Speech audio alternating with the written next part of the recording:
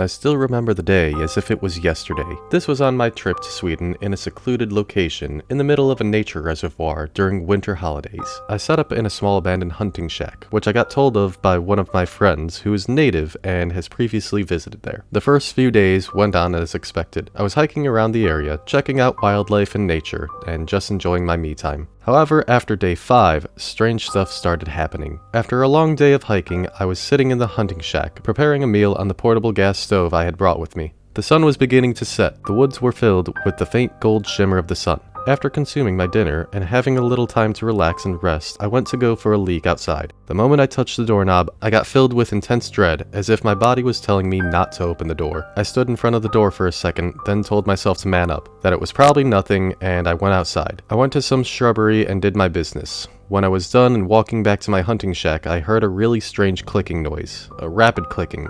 The best description I could give to it is the predator trying to make a sound like the Grudge. I darted for the cabin. I've had more creepy stuff happen to me in the woods, and I wasn't planning to find out what was making that noise. I darted back inside, locked the door with chains and a padlock, and sat there, listening for any sounds. And then I heard it. A twig snapping. I nearly jumped through the roof when I heard it. My nerves were through the roof. Then I heard it tapping on the door. Very softly. It almost seemed as if it was in a pattern. The tapping became knocking, then banging and scratching. Whatever was outside, it was planning to get in, and I wasn't letting it. I readied my hunting knife and sat motionless on the small stool, eyes locked on the door. I sat awake all night looking at the door, and only dared to move when the sunlight had started to show itself, when the noise had long since faded. I went outside the next day to once again relieve myself from my overly filled bladder. When I headed back to the shack, I noticed the door. It looked as if a bear went absolutely mad on it. Whatever was at the door last night had some serious might. If this continued on, I wouldn't be able to rely on the door. This spooked me, but I went inside and tried to brush it off.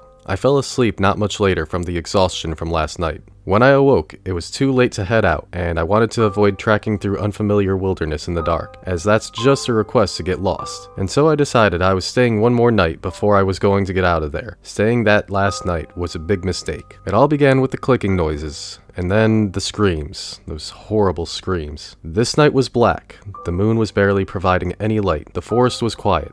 Too quiet. This was no longer peaceful. It was eerie. Then I heard it.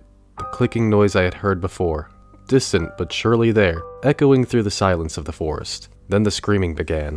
It sounded like a coyote who had been smoking cigars for centuries, getting closer and closer, but then silence. I was sitting upright in my sleeping bag, eyes wide, gripping my hunting knife, praying to God that the door would hold this night. It came back. The tapping started again. First on the door, then on the window. I could see the silhouette of whatever was standing in front of the window through the blinds. The moon provided me just enough light to roughly make out some features. It looked humanoid, but it wasn't. Its body was grossly disproportionate. Skinny, long arms, skinny, elongated body. But what really frightened me was the hands. God, those hands. Or rather, claws. They were also long and skinny, ending in very pointy nails. Whatever this thing was, it could do some serious damage. It began circling the house. I could hear the snow under its feet, walking in a very slow, inconsistent way. It then stopped, must have stood still for 40 minutes, with me on the other side of the door, also not daring to move a muscle, doing my best to pick up on any noise to get an idea of where that thing was. It then made a dash for the door and rammed into it. I could see the old hinges struggling to withstand the power that this thing was throwing into the door. I knew if this door gave up that I'd be next. I pushed my back against the door with all of my might. After a good 10 minutes of this thing knocking at the door, it let out another blood-curdling scream and ran off. The speed of which the footsteps hit the floor was scarily fast. This thing was agile on its feet. At sunrise, I packed up my stuff as soon as possible. I wanted to get the hell out of there, back to the safety of my own home. When I finished packing, I immediately went for the direction of my car. It took me a long time to walk back to my car, taking breaks from exhaustion. I hadn't slept last night, and was carrying all my heavy equipment. When I was nearing the place where I parked my car, it was already getting dark again. The sunlight was disappearing rapidly. Luckily, I spotted my car in the distance. However, on closer look, I noticed some things. My tires were slashed, windows and headlights broken, full of dents, and those very familiar scratches. Then I heard it. The same clicking noise. Thank you, TWZ Prodigy, for the story.